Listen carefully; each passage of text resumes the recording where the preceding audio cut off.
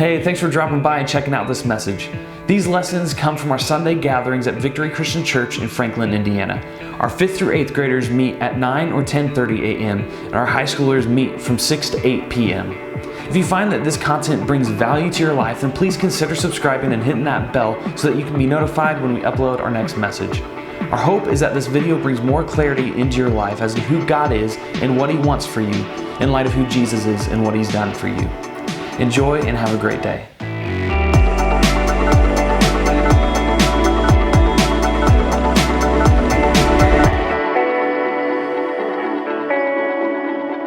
Good evening. Did you guys have a good fall break? Sure, yeah.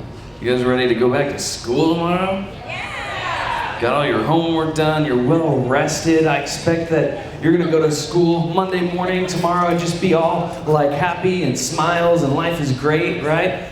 Glad to be back in the daily grind and the routine. Well, hopefully after tonight you'll feel a little bit more refreshed. We're gonna talk about a new series that we're beginning this week called Worlds Apart. Now, we're going to start this series, and we're going to talk through this series because there's a lot of times, there's a lot of conversations, a lot of topics that we as Christians stay away from at times. And it's either because we're afraid of the answer to our questions, or because we don't want to have to look dumb in front of people when they ask questions, or we don't want to seem like we don't have answers at all. So we just stay away from the questions in general. And the questions is between science and faith. Can science and faith coexist in the same space? Is it something that, do you have to choose team science or can you choose team faith? Do they have to go against each other? Are they at odds? Are they in conflict with one another? And these are the questions that we have a lot. Maybe you sat in science class, you've learned about things in life, about the earth, about humanity, and maybe it left you doubting your faith. Maybe it left you wondering, does evolution prove that God isn't real? Does scientific discovery discredit spirituality? Does scientific evidence prove that some Bible stories didn't happen the way that we think they did? And if we're honest, this might be the big question, is can you believe in science and still have faith in God? Now, depending on who you ask, you'll get a whole range of answers. Some people will say, yes, you can have it both ways. Some people will say, no, you have to choose one or the other. And some people will say, well, you can kind of try to live in one world or the other, but they don't really work well together. And many of you've had friends who've brought up points. You've had some of these questions yourself. Let me just tell you from the nerd analytic that I am. Like, I grew up in a Christian school, and I grew up going to Bible Bowl. I grew up going to church every Sunday, and I knew all the answers to everything, I thought. And then I heard some of these really tough questions, and it made me question some things. And I had questions that were raised in my own heart. Can these two things be resolved? But in my analytic nerdness, I did study, I did look for answers, and I wish that we could spend a whole year on this topic because there are so many questions to cover, so many different things that are perceived conflicts from people when it comes to faith versus science.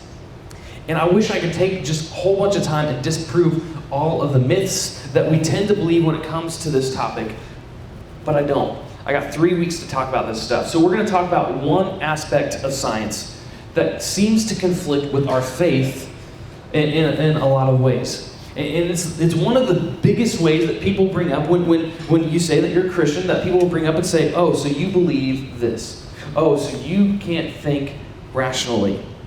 And let's be real, it does feel, the way people like kind of start this conversation and carry it out, that it feels like you have to pick sides. You have to choose one or the other. And whether you've ever talked about it out loud or not, my guess is that you've felt this tension between science and faith, and maybe you don't know how to resolve it, but you're just gonna not really think about it right now because it doesn't matter right now.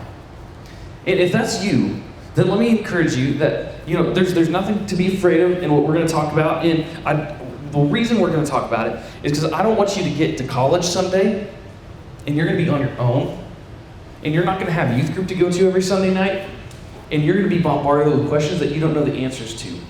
And so my goal with this series is to just help you more than anything to know that questions are good, they're okay, and you should ask them if you have them. We're not scared of any questions. We'll dive into the evidence, and some of this is a matter of how we interpret evidence, but we will dive into it, we'll find answers together. If I don't know an answer to a question you have, I will find the answer for you by next week, or your leaders the same way. We don't know everything, but we have had these questions before as adults, and we've come out on the other side still believing, having, I would argue, an even stronger faith because we've searched for some of these answers. So some say that science and faith is something like this rubber band. Like, they can try and exist within the same space, but when we put science and faith in the rubber band together, it pulls the rubber band, and there's this tension that if you just pull a little hard or a little too hard, if you ask too many questions, or if you aren't satisfied with the church answers that you get all the time, or your science teacher brings up something controversial, sometimes that tension becomes too great and our faith snaps. I'm not really going to snap this because that'll hurt my fingers. So if it snaps, it's an accident. But do it. No. Do it. You won't. You're right. I won't. But we tend to feel like science and faith are kind of like this. And sometimes we get like half-baked answers that kind of like release some of the tension until we get some more real answers, and it kind of creates more tension. And hopefully this week what we'll do is we'll kind of analyze this a little deeper and kind of talk about the biggest questions, in my opinion, when it comes to this topic, and specifically the topic about creation. Oftentimes it feels like science is trying to disprove God. And if that's true, God must disapprove of science, right? That's the tension that we feel. And a lot of times, depending on who you talk to, there are some scientists out there who do want to explain a world without an intelligent designer, but through natural causes. And we can get into that we can get down that rabbit hole, but I don't want to go too far. I do want to show you a clip from, everybody knows Bill Nye, right? Bill Nye, the science guy. I used to love a show back in the 90s, and it was entertaining. And honestly, I like Bill Nye most of the time, but sometimes he says things that come from the narrative and come from perspective well, I'll let you watch this clip for yourself. Check this out. Denial of evolution is unique to the United States. I mean, we are the world's most advanced technological, you could say Japan, but generally the United States is where most of the innovation still happens. People still move to the United States. And that's largely because of the intellectual capital we have, the general understanding of science. When you have a portion of the population doesn't believe in it holds everybody back, really. Evolution is the fundamental idea in all of life science, in all of biology. It's very much analogous to trying to do geology without believing in tectonic plates. You're just not going to get the right answer. Your whole world is just going to be a mystery instead of an exciting place. As my old professor Carl Sagan said, when you're in love, you want to tell the world. So once in a while, I get people that claim they don't believe in evolution. And my response generally is, why not? Really, why not? Your world just becomes fantastically complicated when you don't believe in evolution. I mean, you hear these ancient dinosaur bones or fossils. Here is radioactivity. Here are distant stars that are just like our star, but that are at a different point in their life cycle. The idea of deep time, of this billions of years, explains so much of the world around us. If you try to ignore that, your worldview just becomes crazy. It's just untenable, itself inconsistent. And I say to the grown-ups, if you want to deny evolution and live in your world that's completely inconsistent with everything we observe in the universe, that's fine. But don't make your kids do it, because we need them. We need scientifically literate voters and taxpayers for the future. We need people that can, we need engineers that can build stuff, solve problems. It's just really a hard thing. It's really a hard thing. You know, in another couple centuries, that worldview, I'm sure, will be just won't exist. There's no evidence for it. So that argument is the argument that many people will present to Christians when they say they believe in God and a creator who created everything. And what I want you to catch, what he said was, the argument is that if you don't believe everything that the scientific community has explained through their theories, evolution is still a theory, it's not a fact in your science book, it's the theory of evolution. If you don't believe in that, then you are naive. Or you can't further society because you're not smart, you don't think rationally. That's his argument. That if you believe in God, that you can't contribute to society because you don't think rationally. Because you can't think scientifically. That's the argument that's made. I'm sure many of you have heard it. Many prominent people say that and kind of throw that out there. What he's saying is if you don't believe in evolution, then you are foolish because it explains the world around you. Well, what I want you to let you guys know is that is an opinion, and there is a narrative there, and there is a difference between observational science, which is something we can test in a lab. It's something that we can put under a microscope. It's repeatable. You guys remember back to like your 6th grade science, you had to learn the scientific method. Like that drove me crazy when I was in 6th grade. But anyway, you had to learn how to do something and try an experiment, and you pose a hypothesis, and then you try to repeat it, and you observe. Science is the world of observation.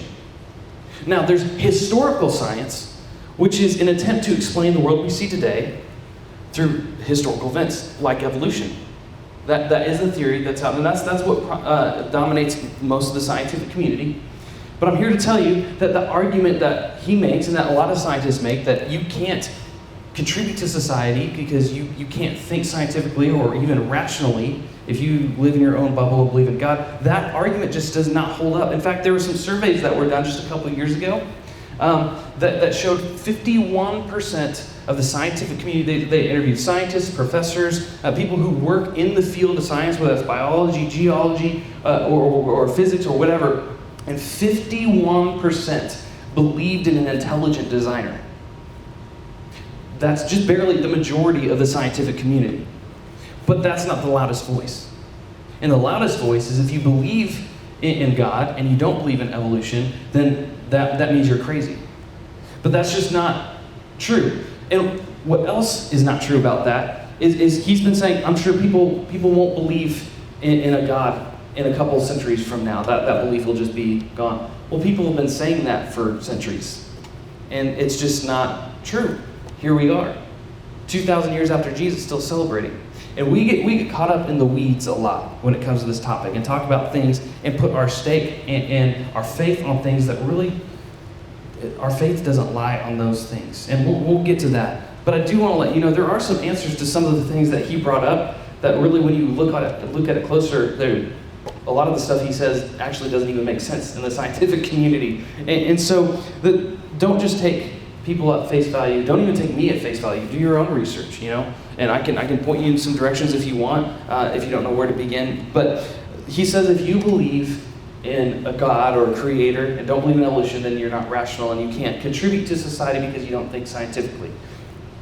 But in the 1500s, there was a man named Copernicus.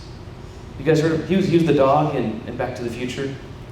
But not that Copernicus.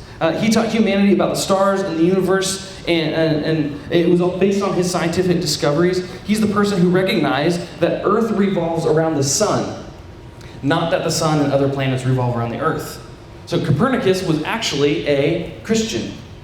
And then in the 1600s, there was a dude named Galileo who made even more scientific discoveries. Chances are you've learned about him in history or science class, but he's known as the father of science. And what you may not have known is that he also was a Christian who believed in God. And then you go fast forward to the 1700s. There was Sir Isaac Newton, who formed some of the most important laws of physics. And you still read about him and his laws in your science textbooks. And he also was a Christian. In the 1800s, William Kelvin discovered a ton about the way heat and temperature work. And you may know him from your chemistry class because we still use the Kelvin scale. Kelvin was a Christian as well. And by this time, the theory of evolution has already actually happened. Darwin's written his book. And then finally in the 1900s, there's a guy that maybe you've not heard of. His name is J.J. Thomson. But he's the person responsible for discovering electrons in the first subatomic particles. And he was also a Christian. Do you guys see the pattern here? So my point is, you don't have to buy into the belief that if you don't believe in evolution, you can't think logically or rationally, and you can't contribute to society, because all the big scientists over the last several centuries all believed in God. And the way that they viewed their discoveries and their science was a way to understand God and his power more, not as a way to dispel their belief in God. In fact, I wish I could just get into this, because I would talk about it all the time. But if you read your textbooks, the way that they talk about natural selection, they talk about it as in like nature selected there was mutations and stuff that happened. And the way, just read your textbooks or go on Google and read about natural selection. And when you read about it, replace the words natural selection with intelligent designer. And they sound the exact same. Except a community that wants to explain the world without God uses phrases like natural selection rather than God or intelligent designer. It's interesting. Just do it after this. Go and read about natural selection, and replace it with God, and it'll sound the exact same. And so, do it, you won't.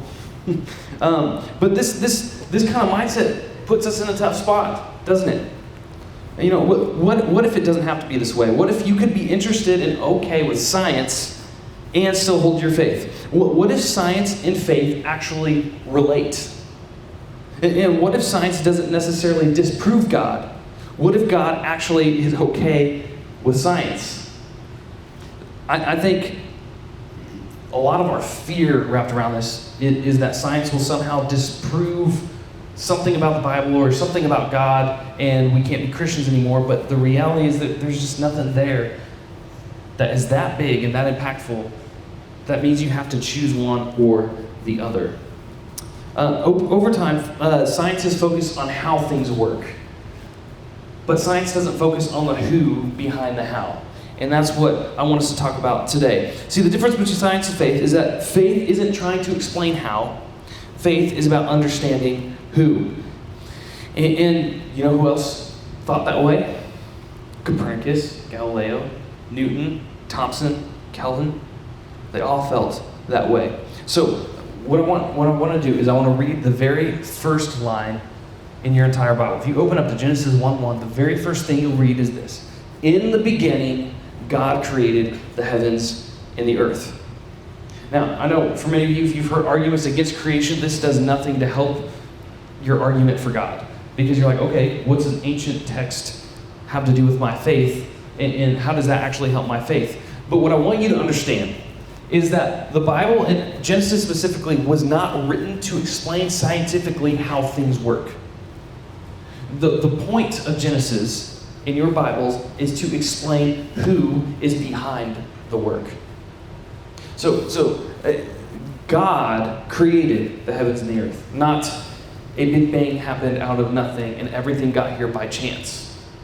Which you've probably heard the argument, I think that takes more faith to believe than to just believe that an intelligent designer put it all in place. There's I think it's Pascal's wager about the watchmaker, right? You wouldn't look at a watch, and we have smartwatches now, you wouldn't look at an Apple Watch and be like, oh, that just must have happened by accident. It's so intricate and so thought out that you can't deny that there was a designer behind it. And that's Pascal's wager about creation as well. So at the very beginning, the Bible's most important point is the who behind the how. Now, you can try to squeeze evolution in the creation narrative in Genesis, and people do it. There's people called theistic evolutionists, which means they believe that God just put the laws of evolution in order and in motion, and then we all evolved over millions of years by God's hand. That's not what's written in Scripture, and I don't see a reason to have to fit that in there, but you can believe in evolution and still be a Christian. That's not where our faith rises or falls. I personally believe it's exactly the way the Bible describes, and you don't have to try to fit things in.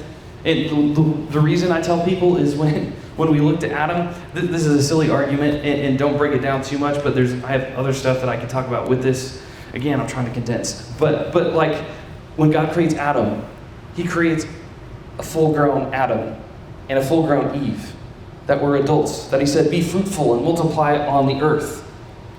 Basically, the first command was to be fruitful and multiply on the earth. He created them as adults.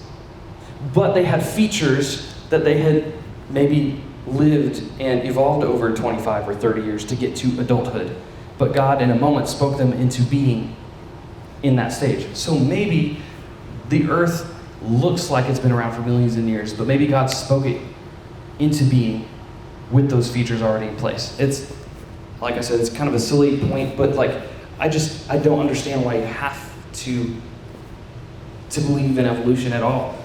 You can, and we do see it on the smaller scale, but we don't see it between species the way Darwin theorizes. So anyway, that's a whole other thing. If you want to talk about that later, I get nerdy about that. I'd love to talk about it, but I'm going to move on. So what if the purpose of science isn't to disprove God, but instead to teach us more about how he works? What if science actually teaches us how the who behind creation put everything together? There's tons of things about the way the earth works. There's the complicated features of the eye, how your eye tells your brain what you're seeing, and all the neurons that happen in that. It's just the most complicated part of your body. The way that works, I don't believe that could happen by accident. There's the way the earth revolves around the sun, and if it were just angled just slightly different, or just off in its distance a little bit, the atmosphere would not be suitable for life at all. There's so many things that just are exactly the way that it should, that I can't look at that and think that it happened by chance. And if you break down arguments of science versus faith, what it really is do you believe in chance, in accident, or do you believe that there was a purpose behind it? Because when we read the pages of Scripture, we see that none of us are here by mistake. None of us were an accident, and none of this earth is here on accident. God created this earth for a purpose, and most importantly, he created you and I in his image for a purpose. Do you believe in chance, or do you believe in intention? There is a who behind our existence, and you can believe in him while still exploring the how that science explains.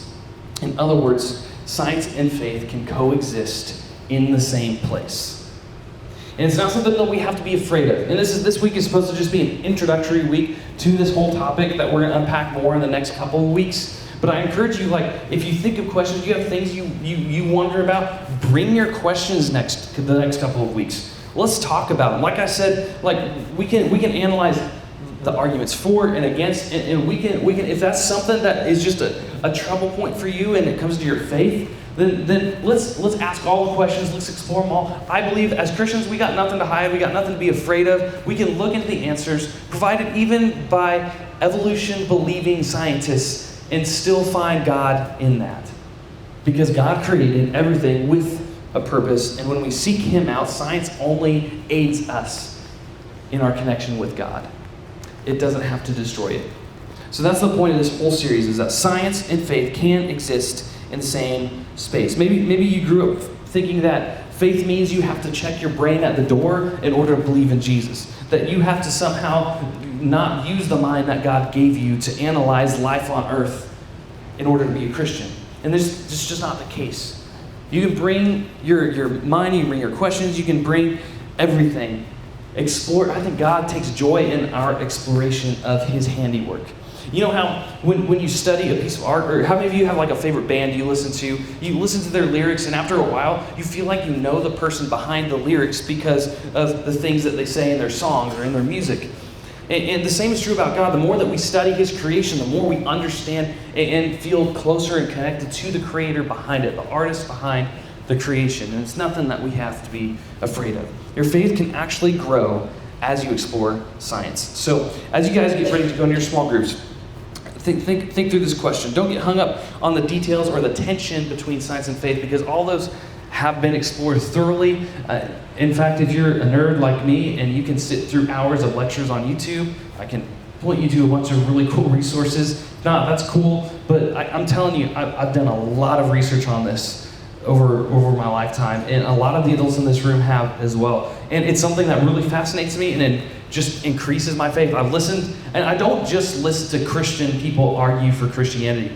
I've listened to Christopher Hitchens and Richard Dawkins and the neo-atheists that try to do everything in their power to disprove God, and none of it is convincing to me.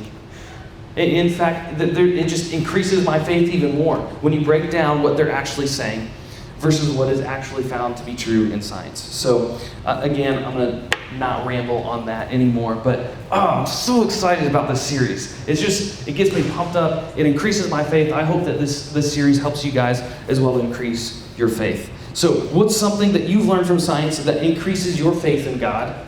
But also a question that's not on the screen is, what's something in science maybe that gives you some pause in your faith with God? Think about the converse of that as well. What's something that you've learned from science that increases your faith? And maybe if you can't think of anything, think of something that maybe causes you to struggle a little in your faith because of science. So think about all that. I'm going to pray. We'll break up into our small groups, and then we'll be done for the night. And then you guys get to start school again tomorrow. Yay! Right? Just kidding. Suckers. All right. Let's pray. Hey, hope you enjoyed this video. If you liked it, give it a thumbs up and make sure you're subscribed so you're notified when we upload future videos. Have a great day.